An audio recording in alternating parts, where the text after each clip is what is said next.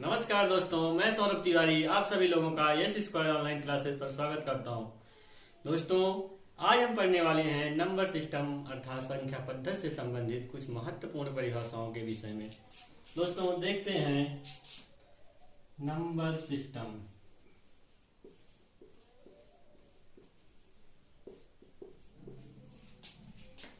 संख्या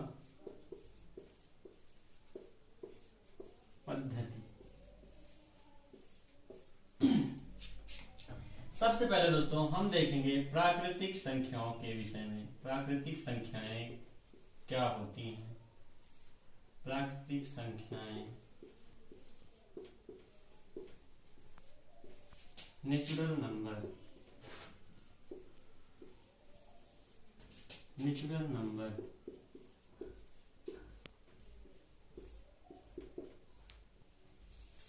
natural number क्या होती है दोस्तों? ऐसी संख्याएं जिसे हम किसी वस्तु की गणना करने के लिए प्रयोग करते हैं प्राकृतिक संख्याएं कहलाती हैं। अर्थात किसी वस्तु को गिनने के लिए करते हैं प्राकृतिक संख्याएं कहलाती हैं। ऐसी संख्याएं ऐसी संख्याएं ऐसी संख्याएं ऐसी संख्याएं जिसका प्रयोग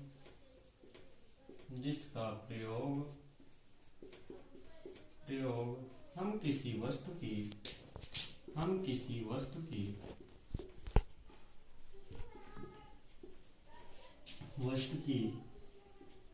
गणना करने के लिए करते हैं। गणना करने के लिए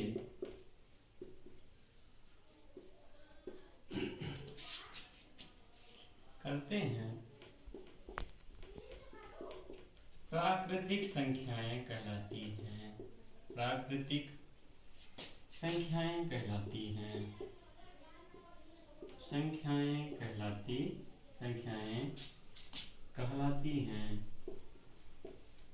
कहलाती हैं।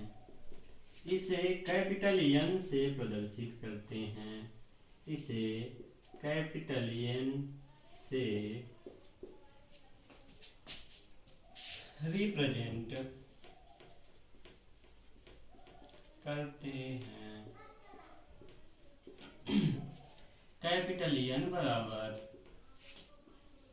ब्रैकेट में 1 2 3 4 5 डॉट डॉट एंड अनंत तक ऐसी संख्याएं जिसका प्रयोग हम किसी वस्तु की गणना करने अर्थात गिनने के लिए करते हैं प्राकृतिक संख्याएं कहलाती हैं। इसे कैपिटल एन से प्रदर्शित करते हैं। कैपिटल एन बराबर 1 2 3 4 5 डॉट डॉट अनंत तक। अब दोस्तों हम देखने वाले हैं पूर्ण संख्याएं क्या होती हैं। पूर्ण संख्याएं क्या होती हैं? पूर्ण संख्याएं क्या होती हैं? पूर्ण संख्याएं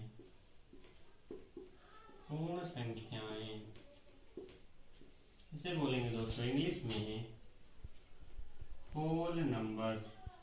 इसे इंग्लिश में बोलेंगे होल नंबर्स।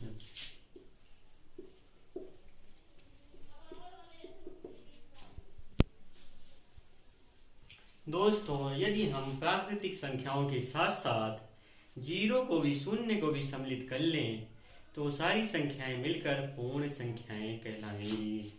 यदि हम प्राकृतिक संख्याओं के साथ साथ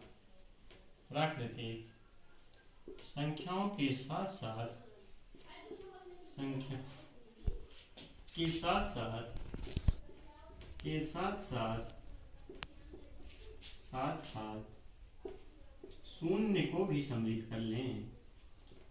शून्य को भी सम्मिलित कर लें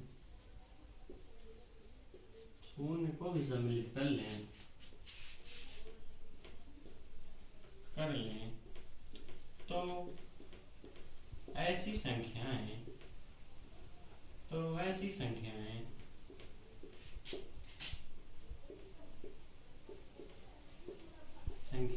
पूर्ण संख्याएं कहलाती हैं, पूर्ण संख्याएं कहलाती हैं,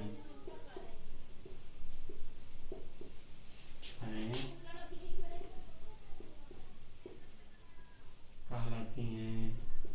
इसे कैपिटल W से प्रदर्शित करते हैं, कैपिटल W से रिप्रेजेंट करते हैं।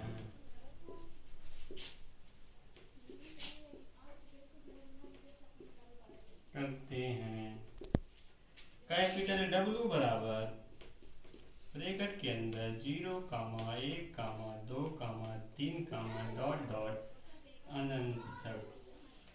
यदि हम प्राकृतिक संख्याओं के साथ साथ 0 को भी सम्मिलित कर लें तो ऐसी संख्याएं पूर्ण संख्याएं कहलाती हैं। इसे कैपिटल W से प्रदर्शित करते हैं। दोस्तों, अब हम पढ़ने वाले हैं पूर्णांक के विषय में।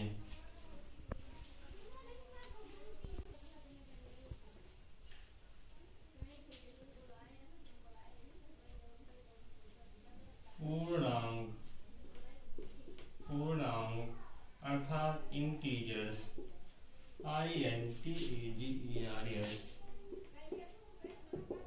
दोस्तों, सभी पूर्ण संख्याएं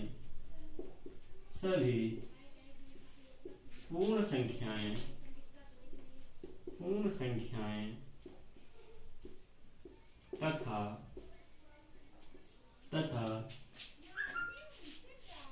इसकी ऋणात्मक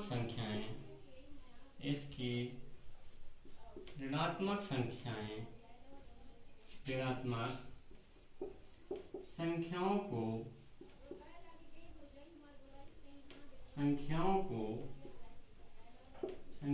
को पूर्णांक कहते हैं,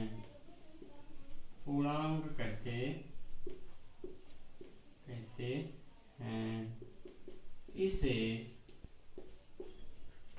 कैपिटल I अथवा और कैपिटल Z से रिप्रेजेंट करते हैं।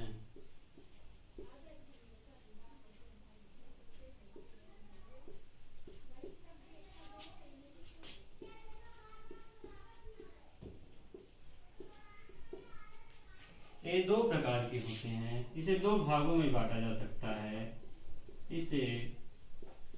भागों में बांटा जा सकता है। भागों में बांटा जा सकता है। नंबर 1 पॉजिटिव इंटीजर्स अर्थात धन पूर्णांक।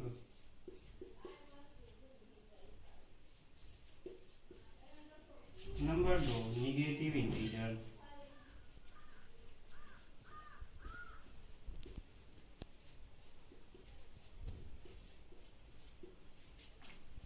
दोस्तों, यहाँ लिखेंगे कैपिटल Z और I इक्वल टू ब्रैकेट के अंदर dot dot dot dot -3, -2, -1, 0, 1, 2, 3, dot dot n। इधर भी n तक लिख सकते हैं, -n लगा सकते हैं या n भी लिख सकते हैं। यहाँ से 1 से लेकर इधर पॉजिटिव साइड में 1 से लेकर अनंत तक ये सभी पॉजिटिव इंटीजर्स कहे जाते हैं। -1 से लेकर इधर n तक ये सब निगेटिव इंटीजर्स कहे जाएंगे। दोस्तों, सभी पूर्ण संख्याएं तथा इनकी ऋणात्मक संख्याओं को पूर्णांक कहते हैं। इसे I और Z से रिप्रेजेंट करते हैं। इसे दो भागों में बांटा जा सकता है, पॉजिटिव इंटीजर्स तथा नेगेटिव इंटीजर्स, धन पूर्णांक तथा ऋण पूर्णांक।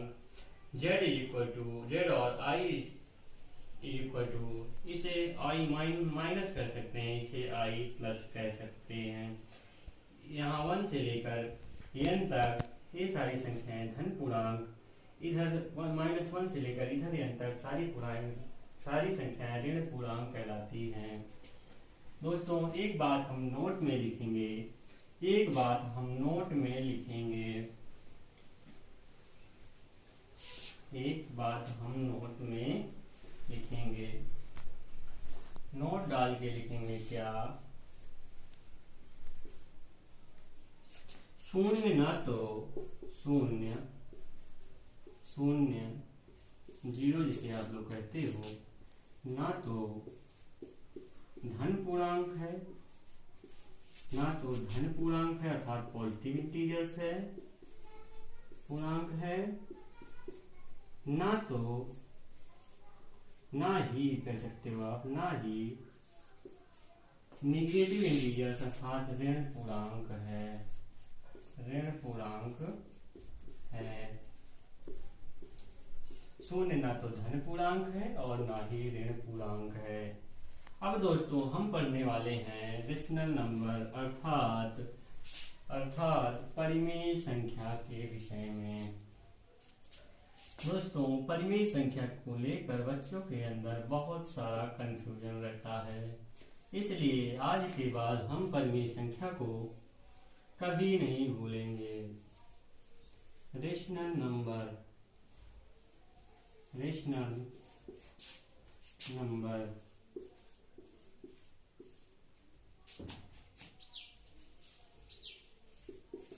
ऐसी संख्याएं, दोस्तों ऐसी संख्याएं, ऐसे नंबर, ऐसी संख्याएं, ऐसी संख्याएं जिसे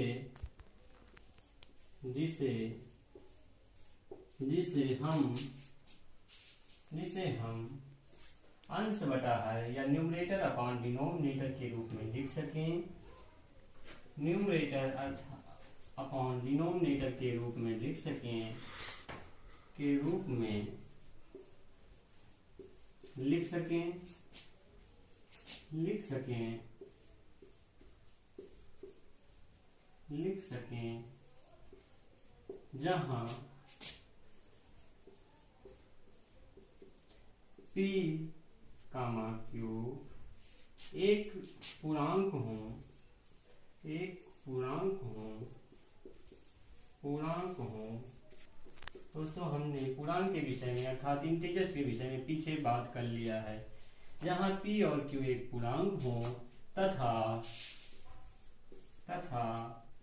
Q अर्थात डिनोमिनेटर जीरो ना हो, शून्य ना हो, Q not equal to zero, ऐसी संख्याएं जिसे हम अंश बटा अर्थात न्यूमरेटर अपॉन डिनोमिनेटर के रूप में लिख सकें, जहां P और Q अर्थात इसको आप कह सकते हो न्यूमरेटर, इसको कह सकते हो डिनोमिनेटर, इसे अंश बोल सकते हो, इसे हर अर्थात अंश और हर दोनों पूर्णांक हों, लेकिन हर अर्थात डिनोमिनेटर जो Q है उसको जीरो नहीं होना चाहिए। इसे कैपिटल Q से रिप्रेजेंट करते हैं, रिप्रेजेंट करते हैं। यहाँ आप लिख सकते हैं Q इक्वल टू ब्रैकेट के अंदर P अपान Q, P कामा Q एक पूर्णांक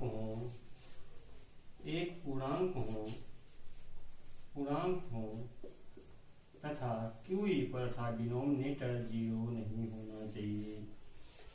ऐसी संख्याएं जिसे हम न्यूमरेटर अपॉन डिनोमिनेटर के रूप में लिख सकें तथा न्यूमरेटर था डिनोमिनेटर एक इंटीजर हो तथा उसका डिनोमिनेटर अगर जीरो ना हो, तो ऐसी सारी संख्याएं परिमेय संख्याएं अर्थात रेशनल नंबर कहलाती हैं।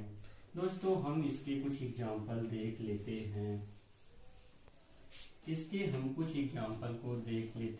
हैं, दोस्तों पहले आप पूर्णांक के विषय में यहाँ पर लिख लो, इंटीजर्स के विषय में यहाँ पर लिख लो dot dot -3, -2, -1, 0, 1, 2, 3 dot dot N. अब दोस्तों जो रेशनल नंबर की परिभाषा अर्थात डिफिनीशन है उसका मतलब ये है कि जैसे हम लिख दिए 1/2 लिख दिए, इसमें ये देखना है कि 1 इंटीजर है कि नहीं है। देख रहे हैं ना 1 इंटीजर है, 2 के विषय में जाएंगे तो 2 भी इंटीजर है। अब एक बात और देखेंगे, क्या ये नीचे वाला जो डिनोमिनेटर है वो 0 है? तो आप कहोगे डिनोमिनेटर 0 नहीं है। तो अब कहोगे sir ji a rational number है। इसी प्रकार एक संख्या और लेते हैं, हम ले लेते हैं -3/4 को। अब यहाँ हम चेक करेंगे इन दोनों संख्याओं में किसका न्यूमरेटर था डिनोमिनेटर दोनों इंटीजर्स हैं कि नहीं है। तो देखेंगे -3 तो यहाँ कहोगे है सर जी, कहेंगे 4 तो कहोगे 4, 3 के बाद 4 ही आएगा, अर्थात 4 भी है। इधर -3 -4 -5 -6 इस तरह करके n तक हो सकता है, अनंत तक। इधर 1 2 3 4 5 6 से इनफाइनाइट तक अनंत तक हो सकता है दोस्तों। अब देखेंगे दूसरी बात, इसका डिनोमिनेटर 0 है कि नहीं है? तो 0 है नहीं, इसलिए ए भी रेशनल नंबर हो जाएगा। अब तीसरा एग्जांपल देखेंगे, -4/0 लिख देंगे। क्या ये रेशनल नंबर है? तो आप देखोगे कहोगे -4 तो सर जी है, ये तो ठीक है। 0 भी है, 0 भी होता है, इंटीजर तो है, लेकिन परिमेय संख्या अर्थात रेशनल नंबर होने की एक कंडीशन है, उसका डिनोमिनेटर 0 नहीं होना चाहिए। अर्थात इसका डिनोमिनेटर अगर 0 है तो ए रेशनल नंबर नहीं है।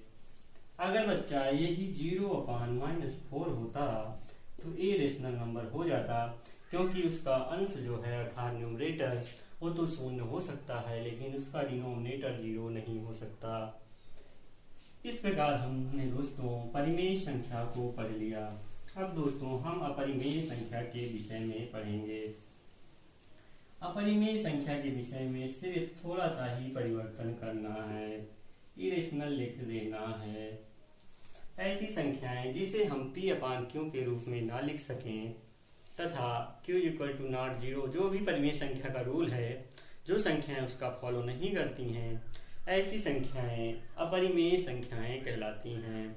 अपरिमेय संख्याओं में दोस्तों -3 √3 √5 √7 तथा पाई जैसी संख्याएं अपरिमेय संख्याएं कहलाती हैं।